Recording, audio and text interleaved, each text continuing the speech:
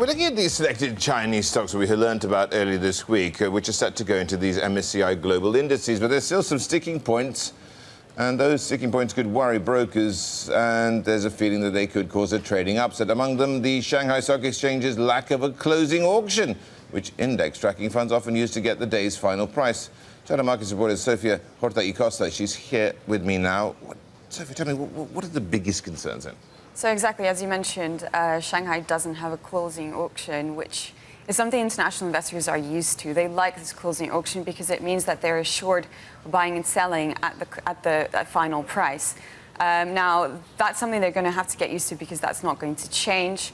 It's usually more of a smile kind of trading day where there's a lot of liquidity at the open and a lot of liquidity at the close. But remember, Shanghai and Shenzhen, it's mainly made up of retail investors that trade, in a staggered way throughout the day.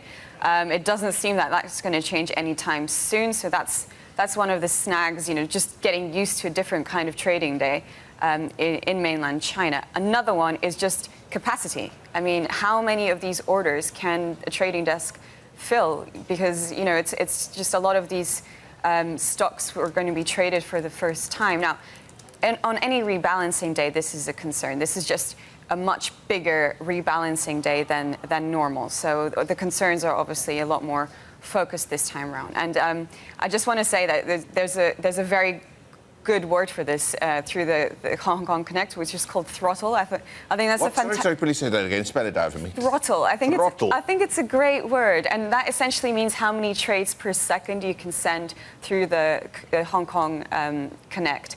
And the exchange currently charges a fortune to increase capacity. And obviously, brokers don't really want to pay this amount of money if they only need extra capacity around this rebalancing, because they're not going to need it throughout the rest of the year. So that's one of the major sticking points before the June 1st inclusion. Yeah, and have we seen any steps by the authorities to try and address these concerns ahead of that?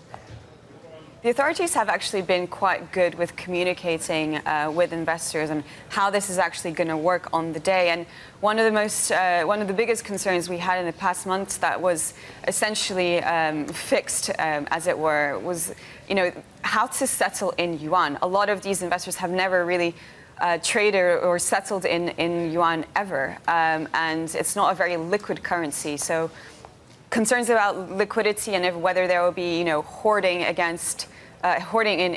the currency ahead of rebalancing day. That's been addressed by the Hong Kong Exchange.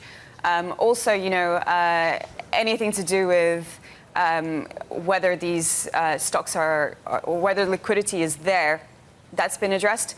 But there's a lot of sticking points. It doesn't seem like the exchange operator is willing to, on the capacity side, to give in to charging that much for extra capacity. So we'll see in the next few weeks if we get more clarity on that side.